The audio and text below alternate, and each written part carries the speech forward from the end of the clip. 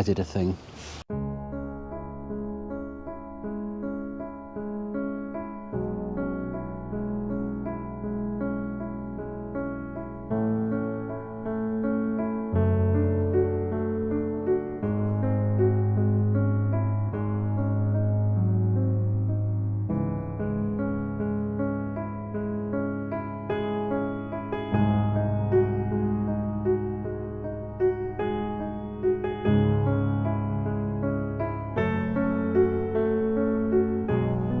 So yes, I've bought a Ducati Multistrada. Couldn't help myself, I'll be honest with you. There's a couple of reasons for it, which we'll go through in a minute. First of all, it's one of those bikes which I've just always lusted after, because it's just the perfect bike. And now that I've tried that adventure bike styling with the Benelli, I felt it was the right time to jump in and buy a Ducati Multistrada. Let's take a little trip out. We'll talk about the bike, we'll talk about why I've got the bike, and we'll talk about the Benelli and whether there was any real reason for me to sell it. It's a big bike. Oh, there we go. There we go.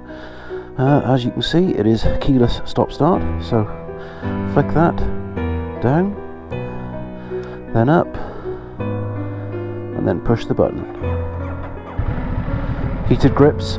Now it's an awesome bike, but it's not perfect. There's one problem with it which I'm going to have to address, but we'll talk about that in a minute.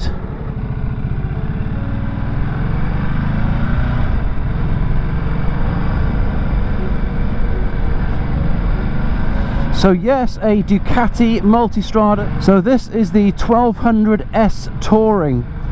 Now what the S means is it's got Öhlins shocks front and rear, which is electronically adjustable. It's also got the Brembo brakes front and rear. It's got all sorts of manner of carbon fibre bits here, there and everywhere that look amazing. And the touring bit means it comes with a set of panniers, the Ducati panniers. Now I haven't got those on today. I wanted to take a quick ride out, just me and the bike, just to get used to the bike, just to have the opportunity to give it a run. It's my new bike. It's one of those things, you know that I'm a Ducati fan. Anyone who's watched this channel for any length of time will know that it started with me on a Monster 821, which I adored, but there were reasons why I needed to part with that bike, sadly, but it was always a plan. I would get another Ducati, which I now have. Let's get one thing way out of the question, which is a problem with the Benelli. The Benelli TRK is a fantastic bike. It is a stunning bike. It has no flaws at all. Not one. Not a single one. It's a low powered bike, so as long as you're not expecting racetrack speed and performance, it will never let you down. It's reliable. It munches the miles as much as you absolutely want to. We did Belgium and back on it, we did the west coast of Ireland and back on it, fully loaded, 2 up, and it performed like a trooper. The build quality is superb as well. Everyone thinks Chinese bikes are rubbish build quality. The big Benellis, so the 500s, the 502s, the 800s, 702s, etc., all get quality controlled in Italy. So although they may be assembled in China, they get quality controlled in Italy before they go out to the market, and you can tell the difference. They're superb. Not knocking the Benelli one bit. The reason, and I may have already spoken about this, I'm not sure, but the reason why I've changed up to this is next year's trip is going to be a long one. It is going to be Italy. We are going to be doing the Stelvio Pass. We are going to be crossing 9 borders, which include France, Switzerland, Italy, Austria, Germany, Luxembourg, Belgium, and then back through France and back into the UK. Excuse me. Which means it's going to be a good long run. We're also travelling through, like I say, Germany, and the worry for me was I'll be on autobahns. I've never ridden on an autobahn before or driven on an autobahn. You obviously have that situation where cars are able to travel at much higher speeds, and what I didn't want was a problem where I was in a Benelli, an A2 Benelli, that isn't really comfortable doing any more than 70 to 75 miles an hour with the passenger and the luggage, and if there is a situation where I needed to use a bit more pace, it isn't there. So I decided it was right for me and right for us to move on to a bigger bike, and this is it. And oh my god, what a bike. It's the biggest bike I've had. It's not only the biggest physically, but the biggest engine as well. Let's go up Monk's Hill. With it being a 1200. Now, what this bike has is 4 modes. I'm not going to go through the whole enchilada of what it does and doesn't do. What I'm going to tell you are the basics that matter to me. First of all, heated grips. Hell fire! This is the first bike I've had with heated grips, and oh my god, they're incredible. This is a game changer for me. I always thought, oh, it's just old men with problems and arthritis that need heated grips. Well, actually, I am an old man. I do have arthritis, and the heated grips are amazing, and I love it. But it's got 4 riding modes. So enduro, that's for off-road. That's never going to get used. That's, might as well just deprogram that right now. You've got urban, which is around town and low speed use. Now, urban reduces the power output to 100 brake or horsepower. Now let's get that in perspective. This reduces to the 100 brake horsepower, which is still twice as much as the Benelli 502 had. So yeah, that's all good. I like that. When you then go into touring mode and sport mode, it gives you the full 150 horses to use at your leisure, and the only difference between the two is in touring mode it kind of softens up the throttle response, so it's not quite as aggressive. Now I'm in touring mode now, which also gives you plenty of ABS and traction control. However, what I would say is they are both adjustable in all modes, so it's not something that once you're stuck on a certain setting you can't change it. You can change any of those modes, and you can change them while you're riding as long as you're at a standstill at the time. So that's one just massively awesome thing about this bike, right, is the riding modes. And I just want to talk about the aesthetic side of this. Now, it's a Ducati. It's got the Ducati badge. Not everyone gets it, but the people that do will understand what I'm saying. Having that badge on a tank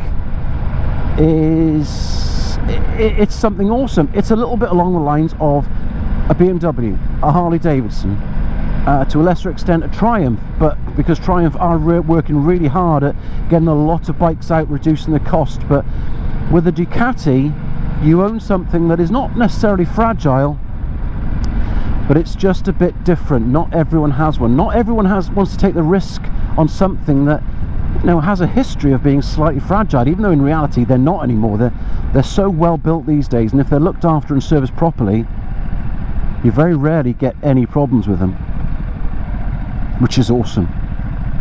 So you've got the Ducati badge, you've got lashings and lashings of carbon. I've already mentioned the carbon fibre on it, and it's just stunning. Single-sided swinging arm, something that's you know, pant moisteningly lovely. Just to have that and say you've got a single-sided swinging arm. This one's been upgraded with the Termignoni exhaust as well. Termignoni to Termignoni. It's got an exhaust on it that's pretty cool and sounds good, and is also carbon. The suspension, it is, well, I can only tell you that it's kind of flawless.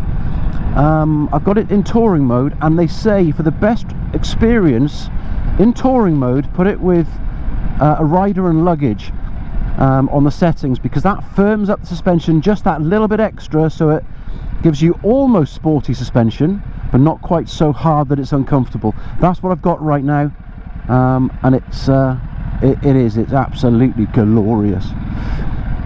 But it does have one problem. I did a bit of research, and it is a known problem, and a lot of people have done different things to try and fix it, but you know, not necessarily worked exactly as they'd hoped, and they've had to do a little bit more work on it, or they just had to adapt and overcome the problem itself. And that problem is the screen. This has got a uprated PUIG touring screen, which should in theory do the trick. However, I am getting a lot of action around my helmet, and not in a good way. It's buffeting, whether you have the screen up or down, because you can actually adjust it up and down. It's in the down position at the moment because that seems to be a little bit better.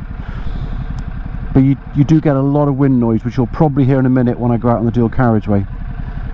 A lot of people are saying, including a good friend of mine that's got a Multistrada, to go for actually a smaller screen rather than a bigger screen, because what that does is it just evens up the wind across you rather than just targeted at the helmet. So I'm going to try that. I've ordered another screen. I've actually ordered, on his recommendation, I've ordered a second-hand standard screen, which is the one that everyone throws away. I don't know if you can hear it now. I'm getting quite a bit of wind noise. I genuinely don't know what the sound quality is going to be like on this. I'm only doing 50 miles an hour. But what he says it does is you lower it down. He actually cuts the original screen to a low position, so it's like the Pike Peak Carbon screen that goes on it, but without the cost, because that's about £150 on its own. So I've purchased another screen, which is a standard screen. When that comes, we'll cut it, we'll paint it, and that should make things a lot more comfortable and a lot less emotional when it comes to it. Oh, flipping heck. And that's just lightly opening the throttle. Oh my god, this is good. I haven't had power like this in any way, shape or form since, well, the VTR was good, but the VTR didn't even touch this. My god. Check this out.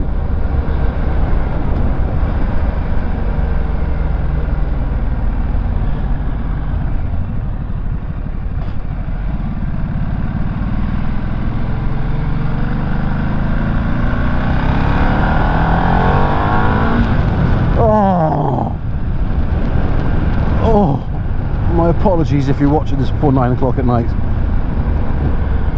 Oh, I am so sorry.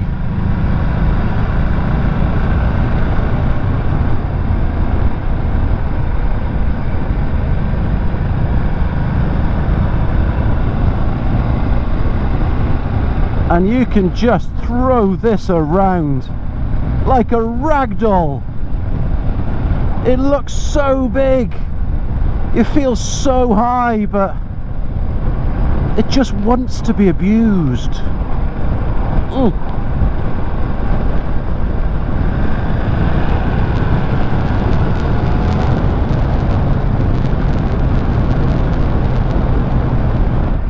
I'm actually going to have to turn the heated grips off, because I've got them on medium at the moment and it's just too hot.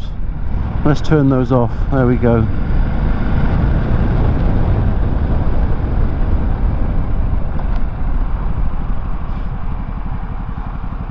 So let's just have a little stop here for a moment where there's good visibility to see me on the bridge. This is the Multistrada 1200. It does pretty much everything you ask it to do. Motorways, touring, track.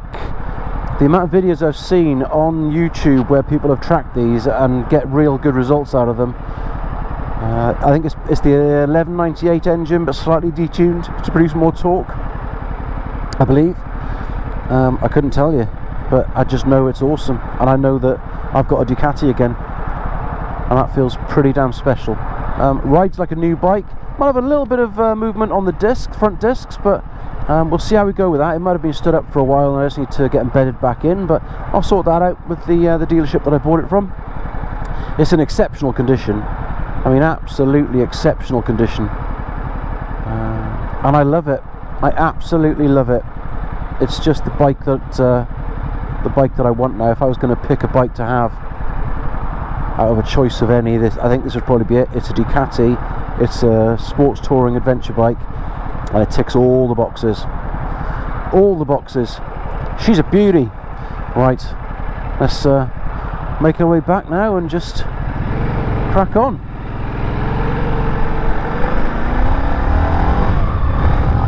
Whoa! Flipping heck! Oh dear God! I think I must have just caught some air over that little bump in the road, because the traction control kicked in, and as soon as I got back down on the ground it didn't anymore, and the front end wanted to come up all by itself. Oh. Motorbikes are brilliant. I love motorbikes, but they will never win in an argument with a tractor, so I do need to be careful down here, because it's a dirty farmy time of year where those guys are working hard to get ready for next year's crop, and I do not want to end up as a bonnet ornament on one of them. However, what a stunning bonnet ornament it would be. However, what a stunning bonnet can't get my words out. However, what a stunning bonnet ornament it would be. So just to close up, anything that you've heard me talk about with the Benelli, I stand by 100%. If you've taken any of my advice and there was a choice about buying a Benelli or something else, you chose the Benelli TRK or anything, you know, with that type of engine in it, I stand by what I said. It's a phenomenal bike. It's almost unbelievable what quality you get for the money you pay, and actually it's worth a lot more. For my thinking though, it was just an opportunity to get this bike, which is, you know, not my forever bike, but it's pretty damn close to it, and just be ready for my tour next year, which I can't wait. I'm going to take you home. I'm going to take you home to Italy. You're going to do the Stelvio Pass.